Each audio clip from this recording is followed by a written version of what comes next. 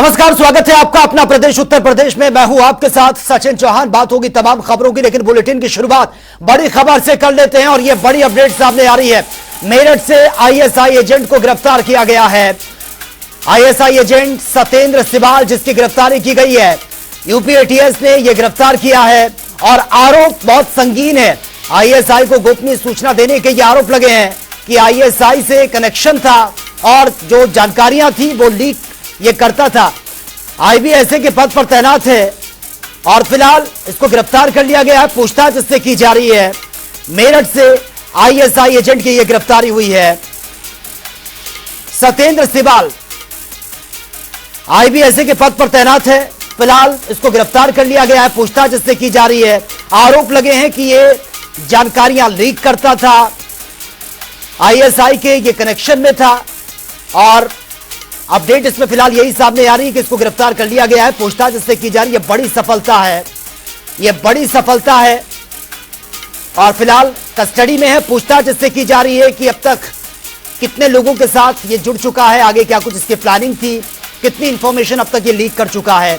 रूस में भारतीय दूतावास में यह तैनात है और आईबीएसए के पद पर यह तैनात है। पूछताछ इससे की जा रही है और आईएसआई को गोपनीय सूचना देने के संगीन आरोप इस पर लगे हैं। फिलहाल पूछताछ इससे यह की जा रही है। एक बड़ी सफलता यह पुलिस को मिली है, यूपी एटीएस को। मेरठ से सत्येंद्र सिबाल को गिरफ्तार किया गया है। आरोप लगे हैं कि आईएसआई को यह सूचनाएं देता था और सुरक्षा के लिहाज से यह एक बहुत बड़ी सफलता यूपी एटीएस के हाथ लगी है। और ज्यादा जानकारी के साथ संवाददाता अमन त्यागी इस वक्त हमारे साथ हापुड़ से सीधा लाइव बने हुए हैं। अमन, बहुत बड़ी सफलता यूपी एटीएस को यह मिली है और जिस शख्स को पकड़ा गया, बहुत संगीन आरोप लगे हैं कि इंफॉर्मेशन ये लीक करता था और जो खुद एक उस पद पर तैनात था जिस पर एक कंधों पर एक बहुत बड़ी जिम्मेदारी है देश की सुरक्षा को लेकर।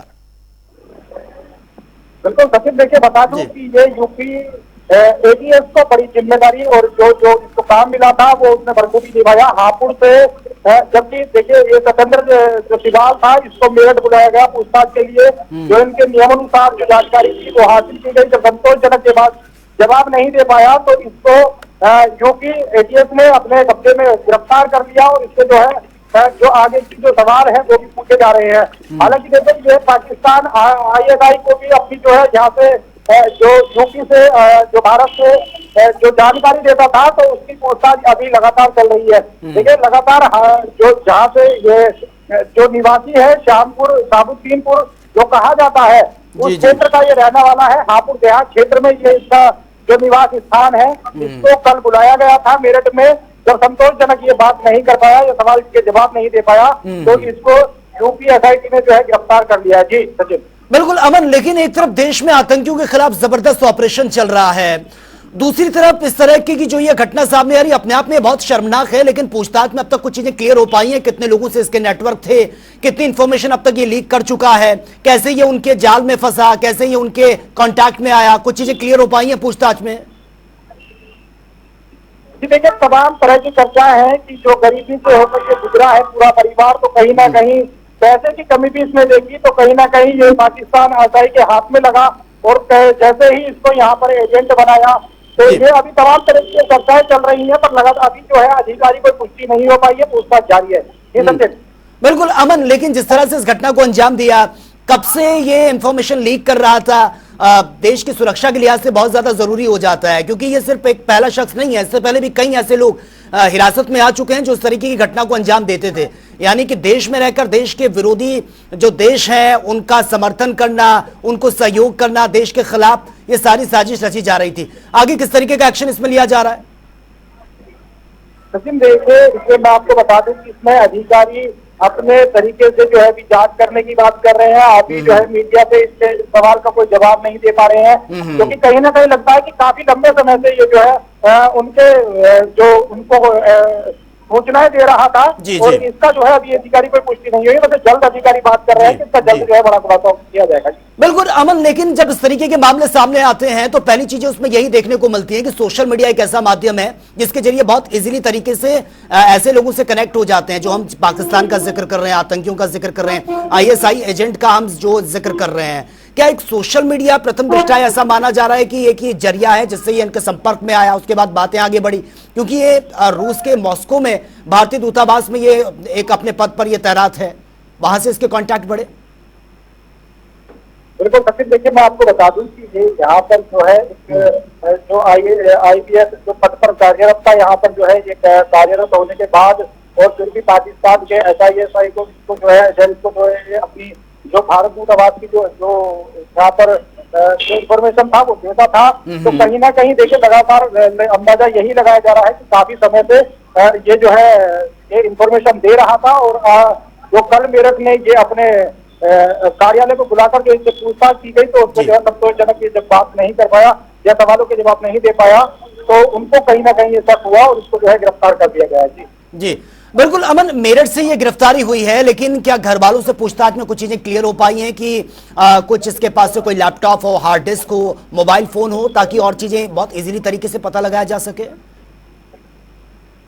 जी बिल्कुल सचिन, देखिए बता दूं कि इसके पास से 2 मोबाइल फोन बरामद हुए हैं। एक जो बताया जा रहा है कि एक पैन कार्ड भी और आधार कार्ड भी इसका बरामद हुआ है। कुछ नकदी भी इस पर बरामद हुई है और लगातार आज सुबह से ही पुलिस इसके घर पर जो है निगरानी बनाए हुए है और जो है जांच पड़ताल कर रही है। देखिए लोगों का जमावड़ा भी इसके जो है गाँव में जहाँ का ये निवासी है वहां पर लगा हुआ है और लगातार पुलिस किसी से मिलने नहीं दे रही है। जी सचिन।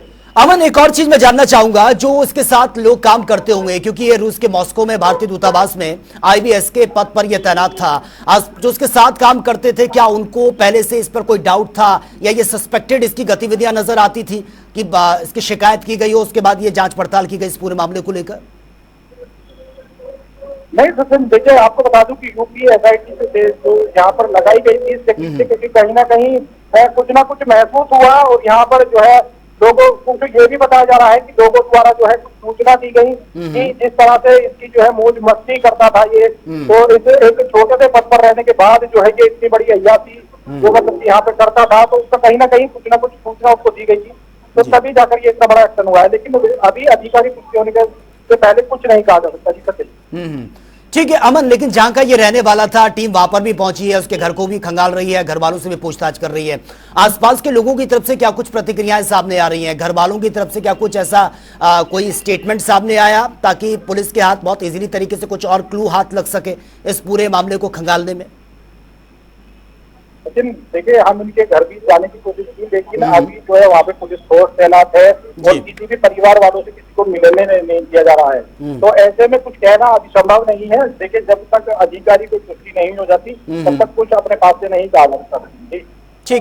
ठीक है, चलिए अमन, बहुत बहुत शुक्रिया फिलहाल आपका तमाम जानकारी के लिए। नजर आप बनाए रखिए, आगे भी पल पल की अपडेट आपसे लेते रहेंगे। तो ये एक बड़ी खबर सामने आ रही है और मेरठ से इसकी गिरफ्तारी हुई है। सत्येंद्र सिबाल इसका नाम बताया जा रहा है, जो कि IBS के पद पर तैनात था।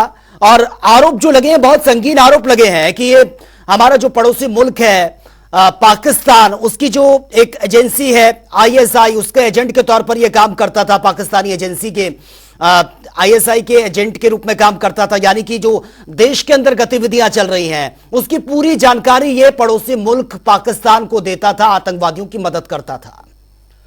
तो चलिए रुक लेते अगली खबर का। मुख्यमंत्री योगी आदित्यनाथ के नेतृत्व में उत्तर प्रदेश का विकास बहुत तेजी से हो रहा है और इसी कड़ी में गोरखपुर में वृद्ध रोजगार मेले का आयोजन भी किया गया, जिसका उद्घाटन मुख्यमंत्री योगी आदित्यनाथ ने किया है। इस दौरान नियुक्ति पत्र पाने वाले अभ्यर्थियों को मुख्यमंत्री ने बधाई दी है। कार्यक्रम को संबोधित करते हुए सीएम योगी ने कहा कि नए भारत का नया उत्तर प्रदेश है और आज हर हाथ को काम है, यही संदेश है। देश का इंफ्रास्ट्रक्चर देश के सबसे अच्छे इंफ्रास्ट्रक्चर में माना जा रहा है। एक्सप्रेस वे का सबसे अच्छा संजाल आज के दिन पे भारत के अंदर यूपी के पास है।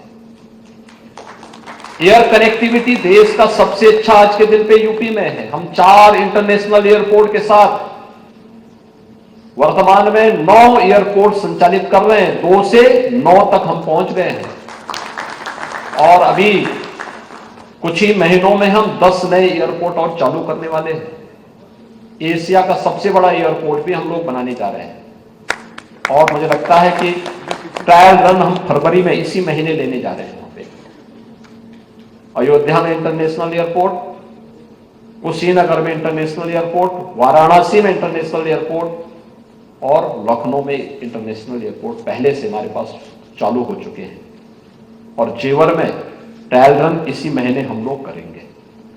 यानी एशिया का सबसे बड़ा एयरपोर्ट होगा, 5000 हेक्टेयर लैंड में हम उसको विकसित करने जा रहे हैं। इंटर स्टेट कनेक्टिविटी को हमने बेहतर किया है। इंटर स्टेट कनेक्टिविटी नेपाल से, बिहार से, झारखंड से, छत्तीसगढ़ से, मध्य प्रदेश से, राजस्थान, हरियाणा, उत्तराखंड, दिल्ली, इन सब के मार्गों को मुझे याद है आज से 7 वर्ष पहले दिल्ली का इंफ्रास्ट्रक्चर अच्छा माना जाता था एनसीआर में, और उसमें गुड़गांव का अच्छा माना जाता था। आज अगर आप जाकर के देखेंगे नोएडा, ग्रेटर नोएडा और गाजियाबाद, तो एनसीआर में दिल्ली समेत पूरे एनसीआर में सबसे अच्छा इंफ्रास्ट्रक्चर आपको देखने को मिलेगा, वह नोएडा, ग्रेटर नोएडा, गाजियाबाद का देखने को मिलेगा। सुरक्षा का बेहतरीन मॉडल आज उत्तर प्रदेश के पास है। पिछले 7 वर्ष के अंदर कोई दंगा भी नहीं हुआ है और मुझे लगता है कि अगले 1-2 वर्ष के अंदर लोग दंगों का नाम ही भूल जाएंगे। यानी दंगा मुक्त प्रदेश, एक सुरक्षित प्रदेश, एक बेहतर मॉडल सुरक्षा का प्रदेश के अंदर आज दिया गया है। और वहीं आचार्य प्रमोद कृष्णम ने आज रक्षा मंत्री राजनाथ सिंह से उनके आवास पर मुलाकात की है। इस मुलाकात को लेकर आचार्य प्रमोद कृष्णम ने कहा कि इस मुलाकात को राजनीतिक दृष्टिकोण से नहीं देखा जाना चाहिए। आज की मुलाकात का और कोई प्रयोजन नहीं है, कोई राजनीतिक दृष्टिकोण से इसको ना देखा जाए। श्री कल्की पीठाधीश्वर होने के नाते मैं श्री कल्की धाम के शिलान्यास के लिए उन्हें आमंत्रित करने आया था। मैं माननीय प्रधानमंत्री जी को भी मैंने आग्रह किया है, उन्होंने आने की स्वीकृति दी है और हम लोग चाहते हैं, देश के करोड़ों सनातन धर्म को मानने वाले चाहते हैं कि जिस तरह माननीय प्रधानमंत्री जी ने भगवान राम के मंदिर का काम किया है और उसका भव्य मंदिर बन के तैयार हुआ, उसी तरह श्री कल्की भगवान के धाम का शिलान्यास भी माननीय प्रधानमंत्री जी करें। उन्होंने मेरी प्रार्थना को स्वीकार किया है और आज मैं रक्षा मंत्री जी को आमंत्रित करने आया था। देखिए, दुनिया में भारत एक ऐसा लोकतंत्र है जिस पर सवालिया निशान नहीं उठाया जा सकता है। भारत में एक स्वतंत्र न्यायपालिका है और न्यायपालिका पर भरोसा भी रखना चाहिए और न्यायपालिका का सम्मान करना चाहिए। भारत में रहने वाले अगर किसी व्यक्ति को भारत की न्यायपालिका पर भरोसा नहीं है तो मुझे लगता है उसे भारत में रहने का अधिकार नहीं है। लालकृष्ण आडवाणी को बीते दिनों भारत रत्न का ऐलान यह कर दिया गया, जिसे लेकर देश भर में लोग काफी खुशी भी मना रहे हैं और इस बीच हनुमानगढ़ी मंदिर के महंत राजू दास का बयान भी इसमें सामने आया है। बहुत बहुत बधाई सभी राम भक्त, सभी सनातनी और सभी देशवासियों के लिए। मैंने राम भक्त और सनातनी इसलिए कहा क्योंकि लालकृष्ण आडवाणी जी ने समाज के लिए बहुत कार्य किया। दबे कुचले, शोषित, वंचित, पिछड़ा, अगड़ा, राम भक्त, सनातनी, हिंदुत्व सब के लिए कार्य किया आडवाणी जी ने। इसके नाते भारत रत्न दिया गया। बहुत बहुत साधुवाद माननीय देश के यशस्वी प्रधानमंत्री जी को और आभार व्यक्त करता हूं शीर्ष अधिकारियों को जो उस भारत रत्न देने में शामिल होते हैं। वाराणसी कोर्ट ने हिंदू पक्ष की याचिका पर ज्ञानव्यापी के व्यास तहखाने में पूजा पाठ करने का अधिकार दे दिया है, जिसके बाद ज्ञानव्यापी परिसर में व्यास जी के तहखाने में पूजा अर्चना शुरू हो गई है। हमारे संवाददाता धर्मेंद्र चौबे ने इतिहासकार प्रोफेसर राजू श्रीवास्तव से खास बातचीत भी की है, वो देख लेते हैं। ESI की रिपोर्ट आ चुकी है और ज्ञानव्यापी का वास्तविक तथ्य इतिहास क्या कहता है। हमारे साथ BHU के प्रोफेसर, इतिहास विभाग के प्रोफेसर राजू श्रीवास्तव जी हैं। हम इनसे जानते हैं कि आखिर जो ESI के रिपोर्ट हैं और इतिहास दोनों कहां से, किस नजरिए से देखे जा रहे हैं और इतिहास कितना ESI की रिपोर्ट को सपोर्ट करता है। सर, ESI की रिपोर्ट आ चुकी है और मसाजिद कमेटी सीधे उसको खारिज कर रही है। करिए, कोई तथ्य ऐसे नहीं है। जो रिपोर्ट हुई है, जो सर्वे हुआ है, इतिहास क्या कहता है? इतिहास वही कह रहा है जो एएसआई की रिपोर्ट है। एएसआई ने वही रिपोर्ट दी है जो हिस्ट्री है। 1669 में जब मंदिर तोड़ा गया तो मंदिर तोड़ने के साथ ही मस्जिद का निर्माण कराया गया, तो पूरा मंदिर तोड़ नहीं पाए क्योंकि इनको बहुत जल्दी थी मंदिर तोड़ के मस्जिद बनाने की। औरंगजेब ने आदेश दिया था, तो औरंगजेब के आदेश पर इनको जून में अप्रैल में आदेश मिला। अब अप्रैल, मई, जून, जुलाई, अगस्त, सितंबर, ये 3 महीने में इनको तोड़ने में लग गया, 2-3 महीने। फिर उसको मस्जिद भी बनाया, तो बना करके उनको रिपोर्ट करनी थी, तो जितना जैसे था वैसे ही छोड़ दिया उन्होंने। तो एएसआई क्या करता है? एएसआई ने तो सारे एविडेंस एकत्र किए, त्रिशूल मिला, मूर्तियां मिली, तो मंदिर से क्या मिलेगा? यही मिलेगा ना। मस्जिद अगर केवल रहती तो वहां कोई मूर्ति नहीं मिलती, किसी तरह का चित्र नहीं मिलता, किसी तरह का कोई लिंग नहीं मिलता, शिवलिंग नहीं मिलता, तहखाना नहीं होता। ये मस्जिद का मतलब है जमीन से जुड़ा हुआ स्ट्रक्चर, जमीन से जुड़ा हुआ तभी वो नमाज जायज होती है। और यहाँ जमीन नीचे जो है तहखाना है, पूजा हो रही है, और 92 तक पूजा होती थी। तो ये एएसआई की जो 826 पेज की रिपोर्ट है, जो पेज कोर्ट में किया है, इतिहास के तथ्य से कितने सर मिलते जुलते हैं? मेन अहम चीज क्या है उसमें? ऐसी रिपोर्ट में क्या ऐसी चीज है जो इतिहास को सीधे तौर पर दर्शा रहा है? तो इतिहास में सीधे सीधे जिक्र है कि मंदिर के जो मलबा था, तो मंदिर का जब मलबा होगा इतनी जगह जगह मूर्तियां बनी होंगी, संस्कृत में श्लोक लिखे होंगे, तमाम शिवलिंग जो तहखाने में था उस तहखाने में तमाम शिवलिंग दबे पड़े हैं। तो ऐसे सारे चीजों को एएसआई ने रिपोर्ट में दिया और वही अदालत ने पेश किया। तो हमारे साथ प्रोफेसर राजेश श्रीवास्तव बीएचयू इतिहास विभाग के प्रोफेसर का कहना है कि इतिहास और एएसआई सर्वे के तमाम ऐसे तथ्य हैं जो सीधे तौर पे इशारा कर रहे हैं। कहीं न कहीं मुसाफिर कमेटी सिरे से इसको जो खारिज करी ये पूरी तरह से निराधार। धर्मेंद्र चौधरी, जनता टीवी, वाराणसी। और चलिए आगे बढ़ेंगे इस वक्त की बड़ी खबर के साथ, और ये बड़ी खबर सामने आ रही है कुशीनगर से। ये बड़ी खबर है, ये बड़ी अपडेट। कुशीनगर पहुंचे हैं मुख्यमंत्री योगी आदित्यनाथ। कप्तानगंज के खबराबार पहुंचे हैं मुख्यमंत्री योगी आदित्यनाथ। मुंडन संस्कार कार्यक्रम यहां पर है जिसमें शामिल हुए हैं, और गौ सेवा आयोग अध्यक्ष के पौत्र का यह मुंडन कार्यक्रम है जिसमें मुख्यमंत्री योगी आदित्यनाथ ने शिरकत की है। तो कुशीनगर पहुंचे हैं मुख्यमंत्री योगी आदित्यनाथ। मुंडन कार्यक्रम यहां पर यह रखा गया था जिसमें खुद मुख्यमंत्री योगी आदित्यनाथ को इनवाइट किया गया। वो यहां पर पहुंचे हैं मुंडन संस्कार कार्यक्रम में, और ये तस्वीरें उस कार्यक्रम की। गौ सेवा आयोग के अध्यक्ष के जो पौत्र हैं उनका ये मुंडन संस्कार कार्यक्रम रखा गया था।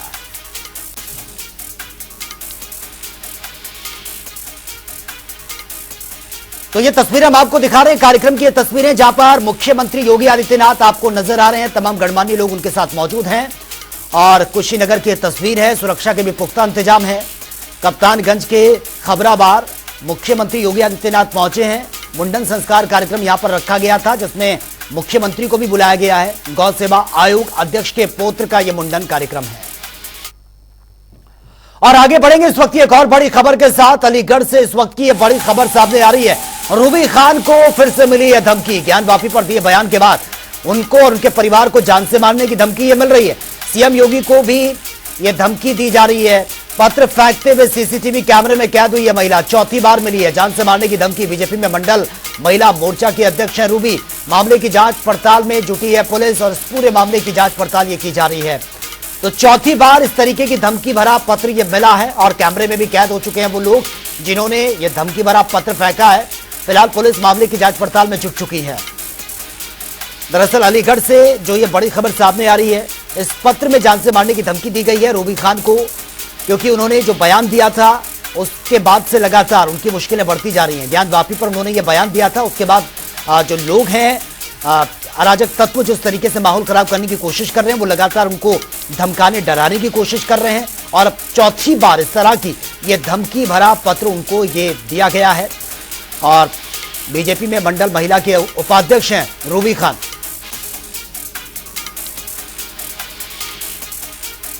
और ज्यादा जानकारी के साथ जेडर खान इस वक्त हमारे साथ बने हुए हैं। रूबी खान को एक बार फिर से यह धमकी मिली है ज्ञानवापी पर जो उन्होंने बयान दिया था। फिलहाल किस तरह से पुलिस इस पूरे मामले में जांच पड़ताल कर रही है? जी, इस तरीके की जो घटना हुई है, इस तरीके की घटना कई बार जो है रूबी आसिफ खान के साथ हो चुकी है और इसी को लेकर अलीगढ़ पुलिस जो है लगातार जो है सीसीटीवी कैमरे खंगाल रही है और खंगालने के साथ आरोपी की तलाश में जुटी हुई है। जी बिल्कुल, लेकिन कुछ जांच पड़ताल में क्लियर हो पाया, क्योंकि पहले भी ये धमकियां मिल चुकी हैं और अब ये चौथी बार धमकी मिली है। कौन ये लोग हैं, क्या इनकी मानसिकता है और क्या ये जताने की कोशिश कर रहे हैं इस धमकी भरे पत्र के माध्यम से?